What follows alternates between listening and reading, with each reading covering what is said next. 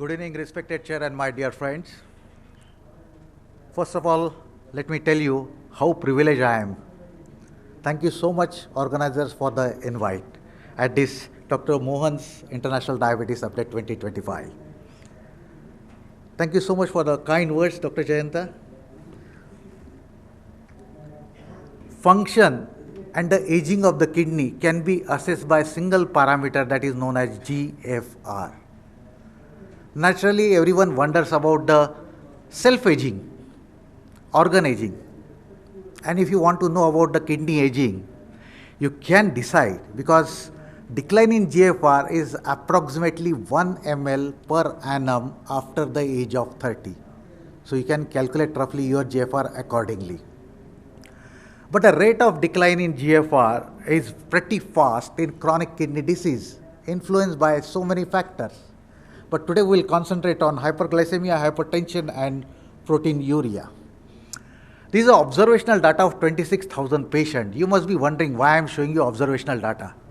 But look at the midline, where patients are diagnosed to have chronic kidney disease, and then the rate of decline in GFR slows down. Why? Because you take care of risk factors which are related to chronic kidney disease. So that is very important to diagnose CKD at the earlier stage, and not only that, to treat it accordingly. Basically, CKD is detected quite often very late. The time amount you get to control is looked after only the progression, or how to slow down on the progression, and how to take care of the complications. There is a new concept which is erupting nowadays in nephrology known as blind spot. Blind spot is something like similar to pre-diabetes. Try to detect kidney problem at the initial stages.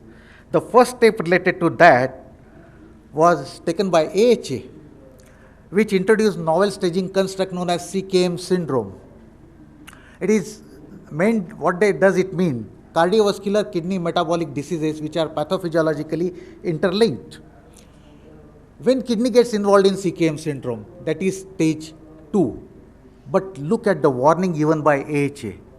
If person is having 1 or 2 metabolic risk factors, you should start screening for CKD even at the age of 21.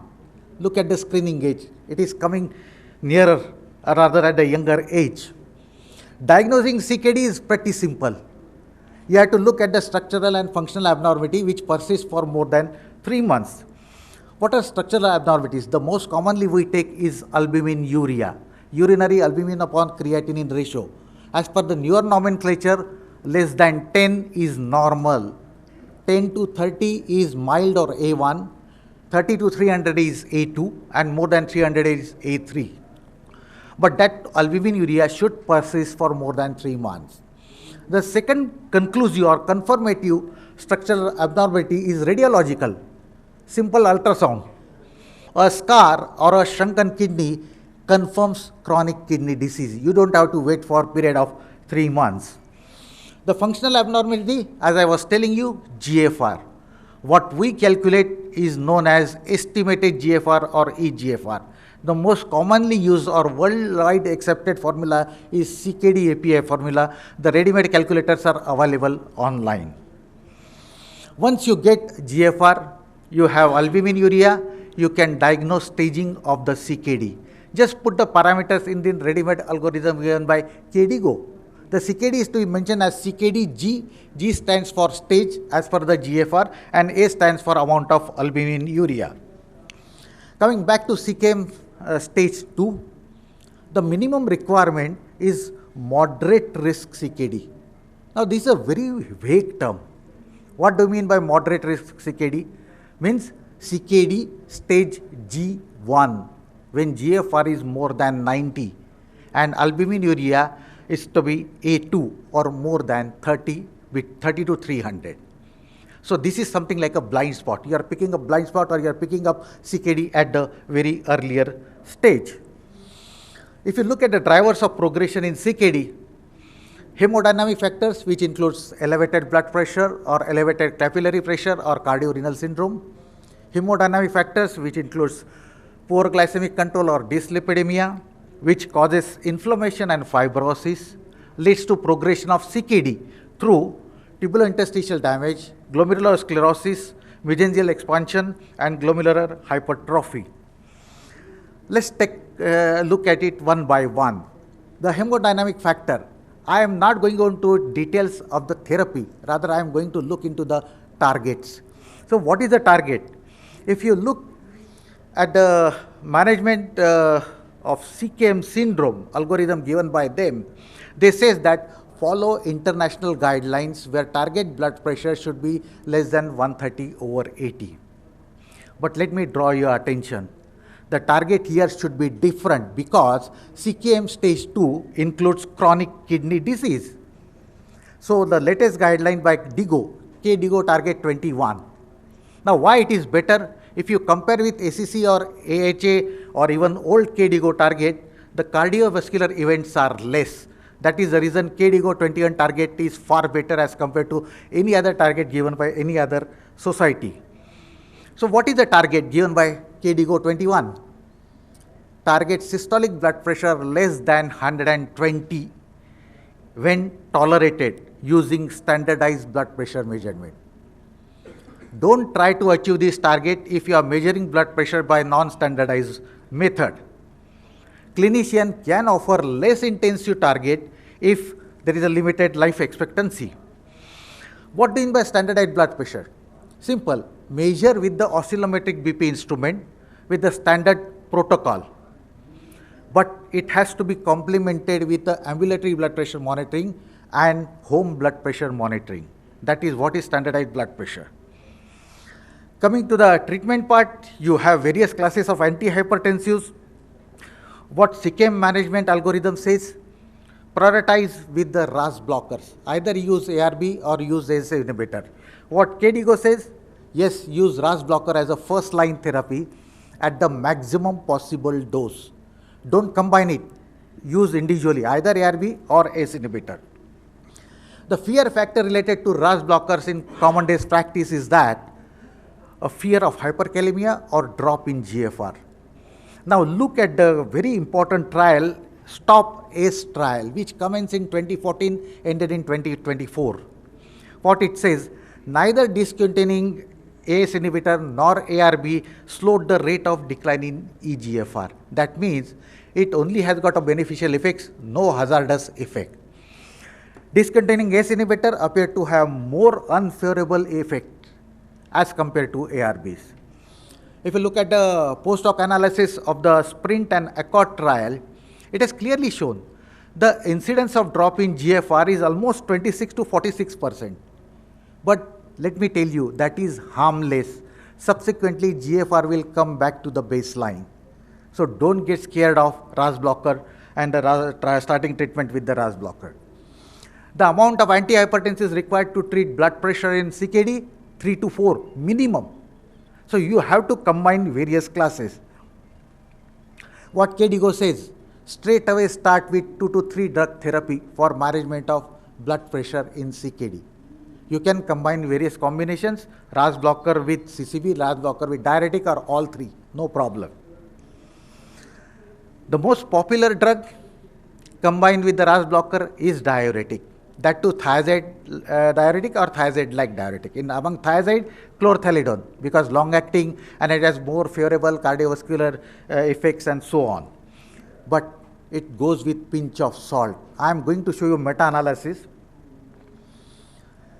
2018 European guidelines says that thiazide and thiazide-like diuretics are less effective when GFR is 45. Remember, they are ineffective if GFR is 30. So don't use thiazide-like diuretics or thiazide diuretics. And one meta-analysis of 5 to 6 studies shows it causes hyperuricemia. Meta-analysis of almost 400 studies shown increased cholesterol and triglyceride levels. Meta-analysis of 22 trials shown that it causes new onset diabetes.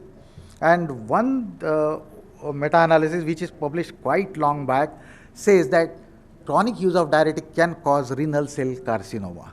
So be careful when you use diuretic. I think ideally one should go for is a loop diuretic if patient is having CKD.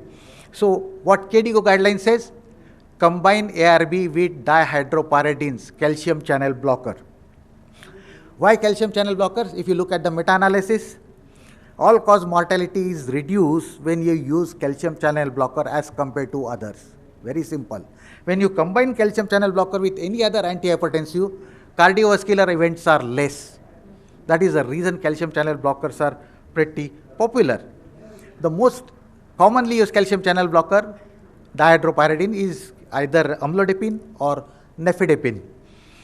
But someone should recollect ASK trial, which was conducted almost 10-15 years back. What it says, GFR declined faster in amlodipine group. Amlodipine group had a significantly higher incidence of end-stage renal disease. Proteinuria increased by 58% when patient treated with amlodipine. Proportion of reporting edema was higher with again amlodipine group. So many side effects. Why not to go for a newer calcium channel blocker? They are known as dual channel blocker. Amlodipine is only L channel blocker, while these are dual channel blockers, means along with the L either T or N.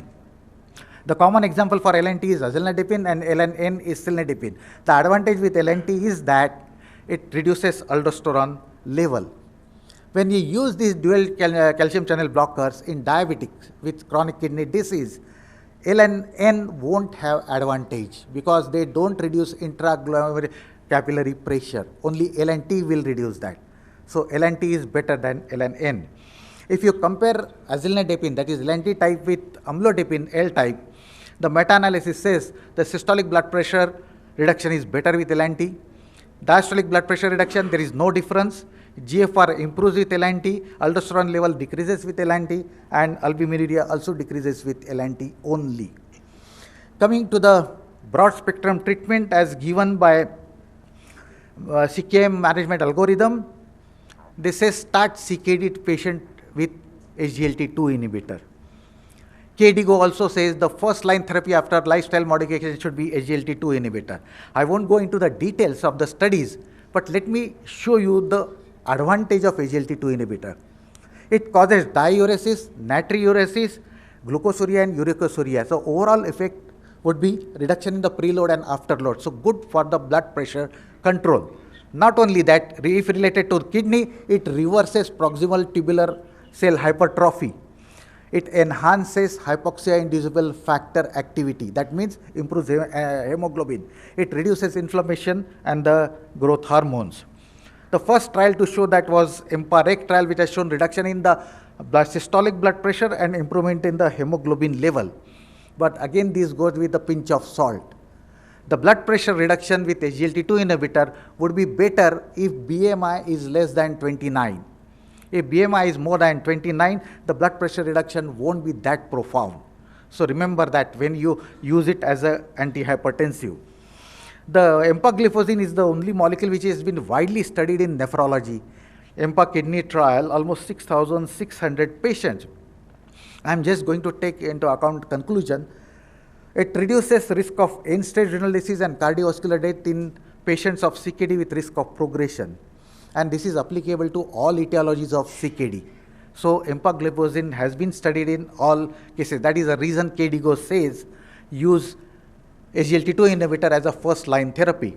The meta-analysis of all SGLT2 inhibitors concluded that it may delay end-stage renal disease by almost 15 years.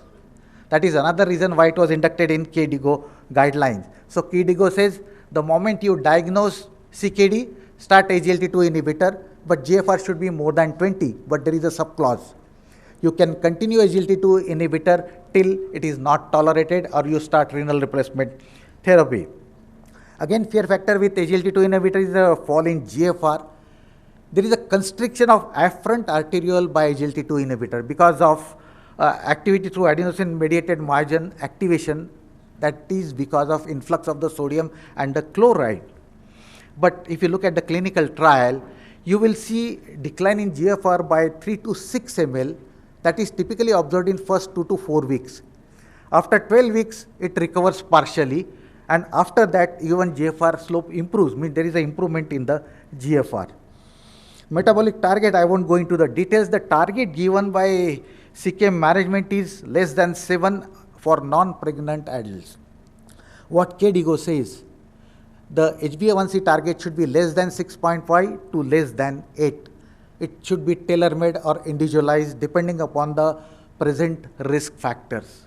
So you are free to decide what HbA1c target should be for that particular patient. GLP-1 analog I won't discuss much. Only exenatide and lixisenatide requires dose modification. Rest all GLP-1 analogs are safe to use in CKD. About this particular hot cake, tirzepatide or Monjaro discussion, I will add only one point. The trial which looked into the kidneys is SURPASS trial, where it was compared with the glargine, and it has shown that it reduces albuminuria, it improves GFR. So beneficial, that is the reason it has been included or inducted in the KDIGO guideline. Inflammation and fibrosis, I just want to note the point that even CKM management algorithm also says use finerenone. Not only that, even KDIGO also says same thing, but why? Inflammation and fibrosis is because of MR overactivation. Remember, MR overactivation is responsible for glomerular sclerosis, proteinuria, also development of diabetic nephropathy and cardiorenal syndrome. So I won't go into the details of that. And the second last slide, confidence trial. What here I would like to pinpoint that if you combine empagliflozin and finerenone together, there is a better reduction of systolic blood pressure, GFR is maintained, and also better reduction of albuminuria. So if you want to start, if you are starting SGLT2 inhibitor in diabetic kidney disease, I am talking about diabetic kidney disease, then add finerenone to that. If you are only treating chronic kidney disease, you can add any SGLT2 inhibitor but not finerenone. Finerenone has not been tested for the other CKD patients. The last slide, take-home message is screening of CKD should start at the age of 21 if CKM is diagnosed. Target blood pressure and hypertension of CKD should be less than 120 systolic. Dual calcium channel blocker should be a preferred choice along with the RAS blockers. SGLT2 inhibitor is a must in the management of CKD. GLP-1 analog is preferred as second line in type 2 diabetes with CKD, and EMPA plus finerenone gives better results. So you better start a combination in type 2 diabetes with CKD. Thank you so much for the patient listening.